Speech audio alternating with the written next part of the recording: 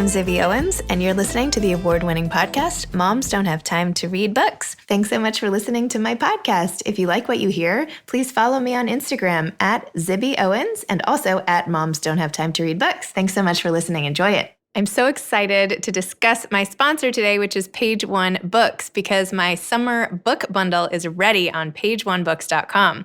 And the bundle that I've put together includes 3 books that I picked, Montauk by Nicola Harrison, More Myself by Alicia Keys, and I Miss You When I Blink by Mary Laura Philpott, all of which have been on this podcast here.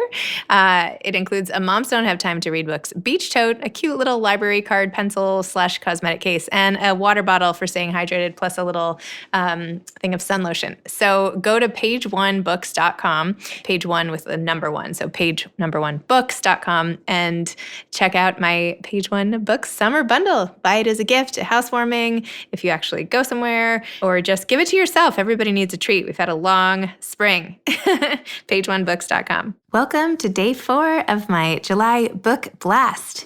Today, I'm going to be calling this Thrilling Thursday, and there are a bunch of thrillers and suspenseful reads that I thought you'd really enjoy and that would make great summer reads. A lot of these came out during the pandemic, and they're really worth your time, so I wanted to get them out. I hope you enjoy them.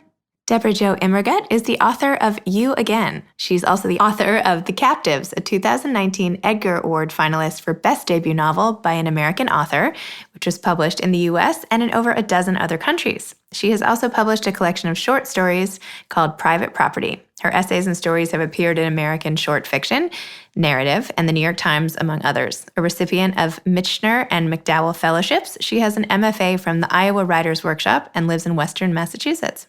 Debra, so You Again. First of all, tell listeners, please, what You Again is about. And then I want to hear about the impetus for writing this book and everything else. Okay. So You Again is about a 40-something-year-old working mom in New York City who is coming home late from work one night and looks out her taxi window and sees her younger self coming out of a nightclub that closed years ago.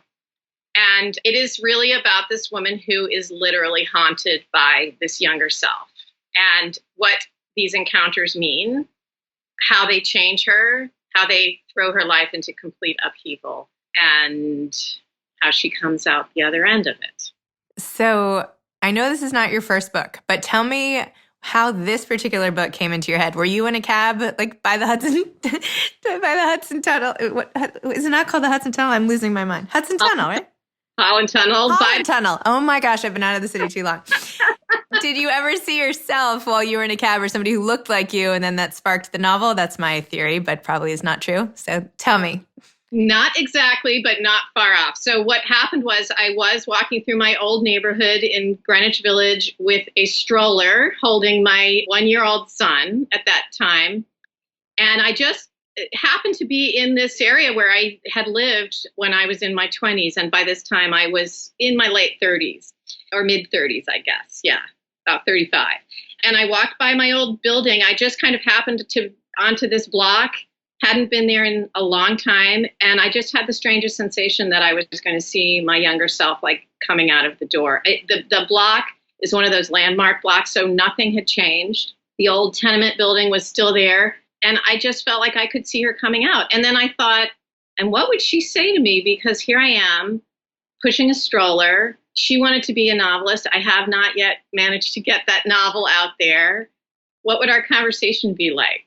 And what would I tell her? And what would she say to me? And that moment stuck with me for a long time. At that period, I really wasn't writing. And I think that was part of the reason that I felt this encounter might be somewhat difficult. But as soon as I did get back to writing a few years later, that story, I thought, I need to just start writing it and see what the girl says. So cool. Now I'm thinking in my head, like, wow, at what times could I really have used the me now to go back and say something encouraging to the me then, right? That would be so nice if you had those kind of, I don't know, touchstones throughout life to get you through the harder times. Wait, but tell me, so you started writing and then you took a break for like 20 years, essentially. And then you came back Tell me what that journey was like. Well, I went to the Iowa Writers Workshop and got off to a pretty nice start. Sold a story collection, half finished. It was really sort of the first handful of stories I'd written in my life. And that was probably not great. I was so green. I really did not have a clue about what I was doing as a writer, as a published author. I was unprepared and I was young. And it kind of threw me for a loop. And I thought, wow, this was a rocky journey and not what I expected. And it was kind of a difficult publishing experience. But as I know now, and that since I know so many authors and friends who are writers, pretty much every publishing journey has a lot of bumps in the road. But that's how green I was. I didn't know that. So I needed to retreat from it a little bit. And I did write a novel that got rejected. So that even more sent me a signal, I need to step back from this. And at the same time, I became a mom. I had, needed money. I got a job in the magazine business. And I just thought, well, let me set it aside for a while. And then in those 20 years, it was not that I wasn't writing, but I did go back to writing. And among other things, I was working on this concept of the older self, younger self novel. But I was doing it slowly as a full-time working mom and kind of feeling like I love writing, but maybe I'm just not thinking about publishing at this point. So that's kind of where I was for a long time. And then I slowly made my way back to publishing and when I knew I was ready. And this time out has been really different. I bet. Well, it seems like things are going well. Things are going well. So that novel that I was rejected all those years ago, I took out of the drawer and I put a lot more work into it and sent it out and got an agent. And then it was sold within 2 days of going out of the market. And that was just so far beyond my expectations. And that became my first novel, The Captives. And then the second one, I brought this other novel, the What Has Become You Again. And out. For The Captives, you spent time you taught writing to prisoners, men's prisons, got to know them, and sort of channeled that into your first book. And then now switching gears to a New York-based, harried mother for the characters here. Exactly. Yeah. One of the things I was doing in all those years was teaching writing in incarceration settings of various kinds to both women and men, and became very interested in those lives. And so The Captives is about a prison psychologist who ends up, he's about in his 30s, he ends up, one day a new client comes in and it's the girl he went to high school with who had a huge crush on from afar the whole time, and she's incarcerated, and it's about what happens between the two of them. So it's funny, both of these books have these sort of intense duos and who go back in time and who are now coming back into each other's lives. And I seem to be really drawn to that dynamic. Is there a point in your life that you wish you could go back to and change, aside from the being green and the publishing journey? Is there more of like a personal moment or something that you wish had gone differently or that you would love to go back and redo? Well, I would say about my publishing journey now, I feel like it couldn't have gone better than it has gone. And I think we just, we come to things ideally when we're ready. And I was not ready that time. And this time I am. And I'll also say as a writer at this point in my life, I have so much material to work with. When I was in my 20s, I was, you're sort of scraping the barrel a little bit. I feel like I have this deep well. So I really wouldn't change that piece of it. But what I would do is go back to that ambitious young writer and just really tell her, you know what?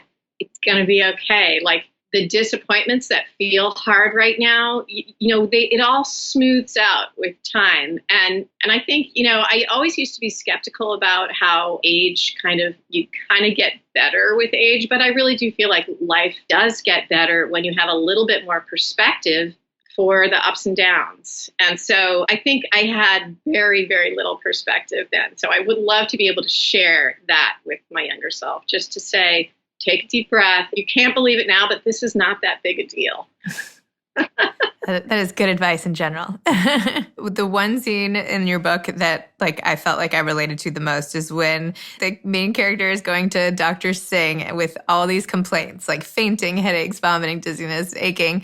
And he kind of dismisses her and says, are you under stress? And then he says, all the mommies are under lots of stress, and is like, go about your business. I feel like you hear things like this often, that you present with some complaints and everyone's like, no, it's stress, it's this. And then you find out that it ends up being all these other things. And in your book, it was a very complicated unraveling of a lot of different factors that I don't want to, I won't go into so as not to reveal anything. But I don't know. I felt like that was such a classic moment that I'm sure other people have experienced as well. Yeah. He says to her, yes, all the mommies have so much stress. And then he tells her to go get a massage at the shiatsu place down the block. And he thinks that might do the trick. And of course it doesn't. And she goes down the block, though. She takes his advice. Of course, who wouldn't want? What stressed out working mom doesn't like the idea of having an excuse to treat yourself to a massage? So she does go there. But while she's in the waiting room waiting to go in, she sees her son outside. She has a 16-year-old in a street protest. And so she never ends up getting that massage. And she has to go out there and mix in a little bit. I won't say more than that. But yeah, in some ways that might alleviate her stress a little bit more, kind of getting out into the street with the angry protesters for a moment there. So, which, by the way, I was reading and I was like, wow, this is so timely. I mean, the Antifa movement and everything that's going on in Seattle right now. And I mean, I'm sure I'm just like totally naive and in my own little bubble, but I had not even heard of that particular movement before it's been plastered all over the news. And then like, it's all over your book. And like, this is so of the moment, the protesting, all of it. Like, I don't know. It was like you had a little bit of ESP or something of what was to come. Well, I'm quite amazed by that too. I was aware of them mostly because when I was, sort of in my 20s to early 30s, my husband is a journalist and we lived in Berlin for a few years, and the Antifa has been there and in Europe for, really since the 1920s in various forms. But there have been lots of these, what we now see as Antifa, these sort of black-clad young people, very far left. That's been very sort of all over Berlin for many, many years. And they always sort of grabbed my attention and fascinated me. They were so wild and kind of intimidating looking, but also often you'd see them, it looked like they were having fun. And I just, as a 20-something of a very different variety, I was just like, whoa, look at those people, and I kind of just always noticed them and remembered them. And then around Trump's inauguration, that was really where I saw them here for the first time. I don't know if you remember, but they sort of turned up on Inauguration Day in Washington in a small way. And I thought, oh, look, it's the American Antifa. I always wondered if that would ever take hold there. And as I was starting to work on You Again, I knew that my 16-year-old character was going to get into trouble or of some kind and sort of pushing the boundaries and pushing the envelope. And I thought, given everything that's going on in the country and the crazy atmosphere of the last few years, I just had a sense that that was might be a coming thing and a bigger factor as time goes on. I mean, we are really polarized, and the extremes are very activated at the moment. So that's where my 16-year-old ends up. And actually, my 40-something ends up delving into it, I'll say, really brought in by her son and trying to figure out what it is and what it means and how it even reflects on her own life. But without endorsing it in any way, because I would say personally, I'm fascinated by them, but in a neutral way. Got it. I know you just mentioned your husband a little bit, and I just wanted to bring up your Modern Love piece from early May this year, which was fantastic, about needing the space to breathe in your marriage and how Burning Man became a piece of that. And the last line of that, it takes fresh air to feed a fire, just like gave me goosebumps. It was so good. Tell me about selling that to Modern Love and also what it felt like to be needing that kind of recharging and how Burning Man fit into everything. Well, I think, there's some common themes there in You Again and my Modern Love piece, which shows you how personal this book really is. And it is kind of my statement of being a woman in a very long marriage, in having really worked hard, raising a kid, paying the bills, all of those things that we have to do. And yet somewhere in there is still that sort of teenage girl, yearning to break free. And I think that's what Abigail goes through. And that's because that's what I sort of have experienced in the last few years too. And yet I am crazy about my husband. He is wonderful in every way. And we have such a deep, long connection at this point that I knew that I didn't want to walk away from it if I could in any way help it. So the Burning Man piece is really like, what can we do to kind of get some of that freedom into our tight bond without breaking that bond? And the Burning Man adventure was one way that we decided to try to do that, something that I was really reluctant to do. He was very kind of he was curious about it for years. And when I came into this point of my life of feeling like I needed freedom, I thought, well, this is something I can do for him and it might help us. And so it did. It was amazing. I wouldn't say it was like, and then everything was completely different. Like, as you well know, marriage and having a family is an ongoing project, you know, and it's always changing and moving and evolving. But that was a kind of a crisis moment that I wrote about that we got through by just having a great adventure together and something really out of our comfort zone. And it was fun. It was really fun, I have to say.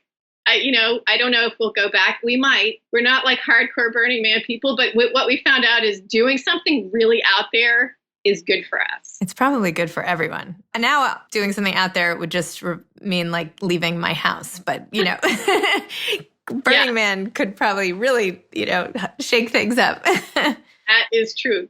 Going to the grocery store these days feels like pushing the envelope. So it's amazing how in 2 years feels like an eon ago. I got my hair done for the first time in, 4 months. Yes. And like going into a salon felt like, oh my gosh, this is a whole new world and like all these people and smells and sounds. And it's like, anyway. You're making me a little jealous, I have to say. It was pretty awesome. It was pretty much the most awesome 3 hours I've spent for not too much of a change, but it's okay. It was just nice to, get a little trim and all the rest. But it's all to say that our standards and what constitutes really exciting things out of the ordinary can shift very quickly. Absolutely. And I would just add, for all you long married folk out there, Burning Man is not necessary, but maybe a little, thinking about how to add fresh air. I think it's a really good question to address together. And I guess maybe what really came out of that whole experience was the honesty of our conversations. And I think that's really what changed. It was even just hard to address that this was an issue. And that we had to really look and work at our relationship, which really had been very easy for many years, So even that is a great step to take every so often, I think. Well, it's really great you shared it because I feel like marriage is one of those things that people only discuss on the surface sometimes. And when you actually open up and talk about the real stuff, all it does is help other people through whatever they're going through. So anyway, thanks for doing that. So tell me a little more about your writing process. Like when you were writing You Again, how long did it take to write and where do you like to write? Do you sit right where you are now? We're on Skype, so I'm like looking at you with this cozy little couch and beautiful light streaming in. I actually sit on the other side of the room here, right in the center of my house. One thing I've discovered about myself over the years is putting my writing space really sequestered somewhere in a corner of the house makes me not go there. So I finally set up my office and my desk right in the center of the house. And I have pretty much been, now I have one child and he's been in college. Of course, now he's home. And that's a fantastic sort of bonus of what's been a really hard and awful time. I never thought we'd have him home for, I think it's been going on 4 months now. So he's around. So I that's fantastic, but I really do kind of write in the midst of my family, and I try to at least touch my work every day. But I will say I do believe in intermittent persistence, and especially for women who are trying to write and juggle many other things. So I would say I've gotten 2 novels out there and a collection of short stories and a bunch of other essays and things, writing persistently, but with breaks. And it's okay. I think sometimes there's a machismo in the writing world about you must write every day. You must do so many words every day. And when I'm able to do that, my life allows, I do that. But there are other times when I have walked away when I need to, and I go back and it's still there. So I just like to put that message out for women who are trying to write. I think intermittent persistence is a good strategy. if you can't make it every day. I like that. It takes a little of the pressure off. Yeah.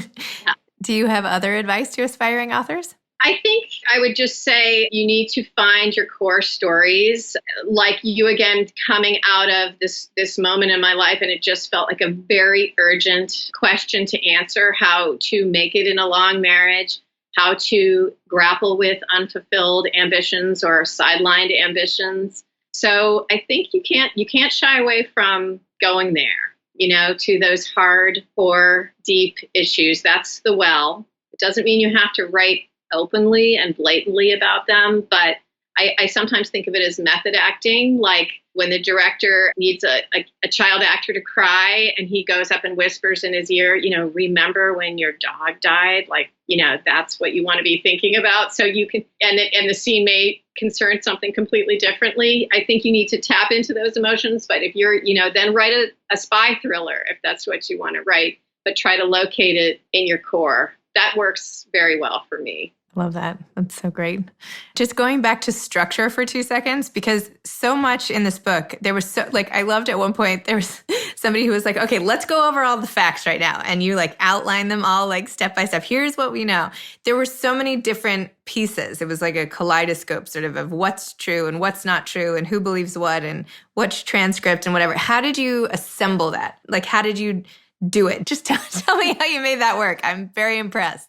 When I began the book, I really just had that vision that I talked about before with me and the stroller and the girl coming out of my old apartment building. I had no idea what the explanation for this could be, how this woman could be seeing herself. And I just wrote with a fair amount of fear and trepidation, how am I going to explain this? And one thing I knew for sure was I didn't want it to be like she woke up and it was all a dream. I really said to myself, if you're going to tackle a woman haunted by her younger self, you must have some plausible explanations for why it happens, and yet you must maintain mystery and depth, not over-explaining. So that was scary as I got further and further in and was really committing to the story and not knowing exactly how to do it. What I found is I'm sure you've heard authors say this before, your subconscious is smarter than you are.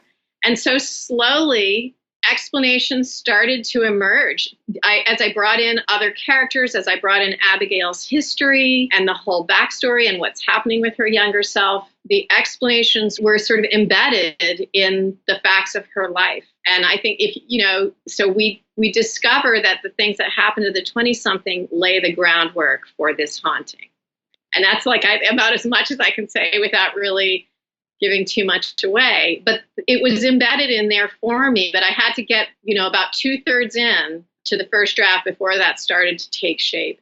And then all those other pieces that you're talking about, the sort of mosaic of explanations and facts and kind of twists, that comes in revision when you really see, okay, I need to account for that plot strand. And again, I would look at what I'd set, what the groundwork I'd set with Abigail's story, and there were things that I could draw out, sort of possible explanations, possible factors, and weave them in. It's a mysterious process. You really do need to trust yourself when you're writing a novel, I think. And if you do that enough, I don't know, there's some magic to it. It comes together. Well, that's really exciting. I take a lot of notes too. I ask myself questions. I have a notebook for each novel and ask myself questions, sleep on it.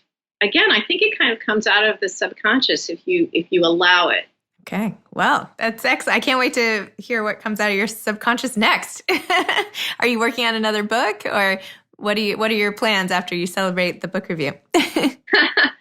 I am hard at work on novel 3. I do believe that one of the lessons I learned from my earlier publishing sort of rough seas was that just be working on new things and really going to that beautiful, magical, imaginary place. And that's why we do it, right? To be able to spend time creating and living in our imagination and trying to make dream worlds that will please our readers. So that's the fun part. So I've really learned publishing, the best sort of antidote or counterbalance is writing. So I've been writing a lot the last few months as I get ready for You Again to come out. And it is set partly in Berlin, drawing from those years in the 90s when I lived there, which was a really exciting time, and partly in the small college town, which is where I live now in Massachusetts. And there's a mother and a daughter in it. So it is sort of an older and a younger again, and a past story and a present story. I'm really starting to see my patterns, but that's okay. William Faulkner read this, variations on very similar stories, and he won the Nobel Prize. So I guess that's okay. What's that expression? If it's not broken, don't fix it, right? Like keep at it. I mean, it seems to be working. So the subconscious, that must be what its shape is for me. So go with it. Go with it. Love it. Well, thank you so much. Thanks for coming on Moms Don't Have Time to Read Books. And thanks for your modern love inspirational piece and this beautiful dreamlike state of novels. So thank you. Thank you, Zibby. And I just want to say huge thank you to you for all you're doing for writers and readers during this time and before that also, but especially now. It's just fantastic. Thank you. I can say on behalf of everyone who's trying to write, we thank you. Oh, so nice of you. It's my pleasure. I love it. All right. Thanks. Have a great day. Okay. All right. Thanks. Bye, Debra. Thanks for listening to this episode from Thriller Thursday, part of my July book blast to get great authors into your hands while the summer is still going on. I hope you enjoyed this episode. Thanks again for listening to my podcast, Moms Don't Have Time to Read Books. If you liked this episode, please follow me on Instagram at Zibby Owens and at Moms Don't Have Time to Read Books, and sign up for my mailing list at zibbyowens.com so you can always hear about the latest things I'm up to. Thanks a lot. Thanks so much to Page One Books for sponsoring today's episode. I hope you'll all check out my summer beach bundle at pageonebooks.com. Thanks so much to Steve and Ryan at Texture Sound for the sound editing. And thank you to Morning Moon Productions for providing this fantastic intro and outro music. Thanks for listening. You could always email me at zibby@zibbyowens.com.